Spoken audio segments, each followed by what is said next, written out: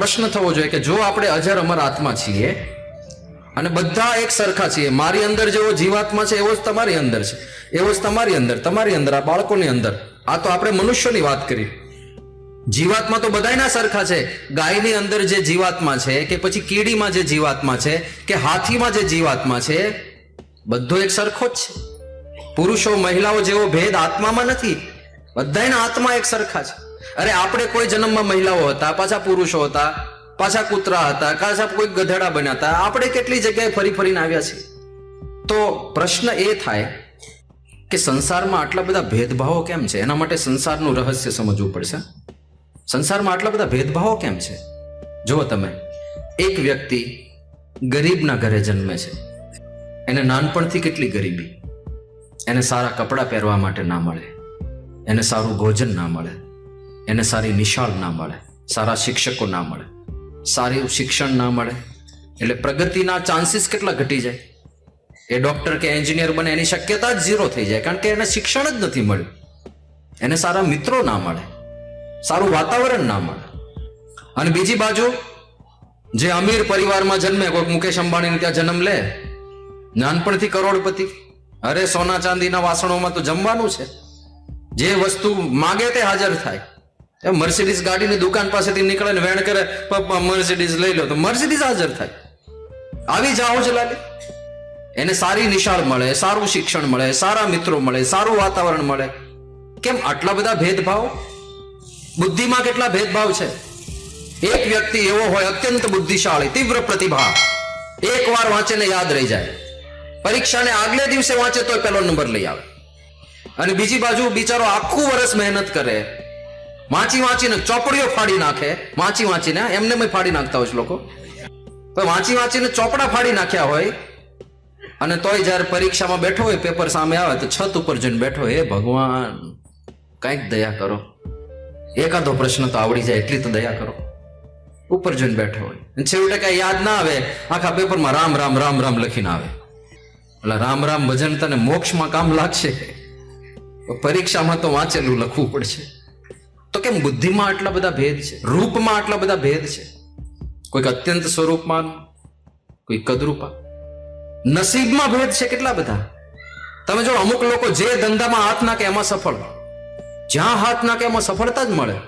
એને બટેટાનો વેપાર શરૂ થયો હોય તો એ વર્ષે બટેટાના ભાવ બહુ વધી જાય. એને ડુંગળીનું ચાલુ કર્યું તો એ વર્ષે ડુંગળીના ભાવ વધી જાય. માલામાલ જ થાય. બધા પત્તા સવળા જ પડે. અમુક લોકો બધા પત્તા અવળા જ પડે. બટેટા તો એના ભાવ બેસી જાય, અમાય ગયા. ડુંગળીનો અમાય ગયા. અહીંયા શેર બજાર મારવો ક્યાં, અમાય ગયા.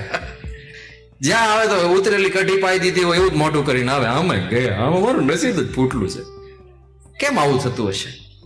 પ્રશ્ન થાય ને આપણને, કેમ ભગવાન કોકના પ્રત્યે ખૂબ દયાળુ બની ગયા ને કોકના પ્રત્યે અત્યંત કઠોર બની ગયા? કેમ છે આવો સંસાર, આવો કેમ છે? તો એના જવાબમાં કર્મનો સિદ્ધાંત આવે છે. કોઈને પોતાના કર્મ બહારનું મળતું નથી. તમને જે મળ્યું છે સમજજો, તમે એવું કંઈક કર્યું છે એટલે તમને મળ્યું છે, બાકી ના મળે.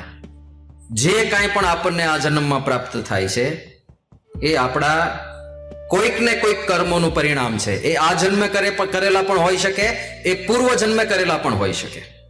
આપણે જે કર્યું છે એનું જ ફળ ભોગવીએ છીએ. ન કરેલું એક્સ્ટ્રા ફળ ક્યારેય ભગવાન આપતા નથી, અને કરેલું કોઈનું વ્યર્થ જતું નથી. એટલે જો તમને એવું લાગે છે કે મેં બહુ મહેનત કરીને છતાં મને કેમ ના મળ્યું, તો સમજજો કે એવા કંઈક કર્મ છે તમારા ગયા જન્મના, એને લીધે તમને ભગવાને નથી આપ્યું. દાખલા તરીકે કોઈક માણસે ખૂબ મહેનત કરી હોય, આખી પરીક્ષાના પહેલાના દિવસોમાં ખૂબ વાંચ્યું હોય, અને એને પેપર સોલ્વ કર્યું હોય, ખબર પડે કે 95% તો મારે આવશે ને આવશે જ, અને 95 ને બદલે 45 આવીને ઉભા રહે. અરે 50% કેમ કાપી લીધા? કોણે કાપી લીધા? ભગવાન જો પ્રગટ થાય ને તો એને કહે ભાઈ તને ગયા જન્મમાં તું બહુ મોટો વેપારી હતો, અને તારી નીચે જેટલા મજૂરો કામ કરતા હતા એના તે 50% પગાર કાપી લીધા હતા. એટલે આ જન્મે તે જે મહેનત કરી છે ને એમાંથી મેં 50% પૈસા કાપી લીધા, લે તારે 45%. તો આપણે જે કર્યું છે પહેલા એનું જ ફળ ભોગવીએ છીએ. અને બહુ પરોપકાર કર્યા હોય, ગરીબોને મદદ કરી હોય, દયાળુ સ્વભાવ હોય, અસહાય વિદ્યાર્થીઓને સહાય આપી હોય, આવા સારા કામ કર્યા હોય તો સારી બુદ્ધિ મળે, સારી શક્તિ મળે. જ્યાં સાહસ કરીએ ત્યાં સફળતા મળે. તો એવું ફળ મળવાનું છે. એટલે કર્મનો સિદ્ધાંત છે. આપણા નસીબમાં જે આવ્યું છે એ આપણા પૂર્વ કર્મનું પરિણામ છે. તો પછી તમે કહેશો તો નવા કર્મ કરવાના જ, હું આપણે વાંચવાનું જ નહીં, કર્મમાં લખ્યું છે આવશે, એવું કહેતા હોય છે ને ઘણી વાર.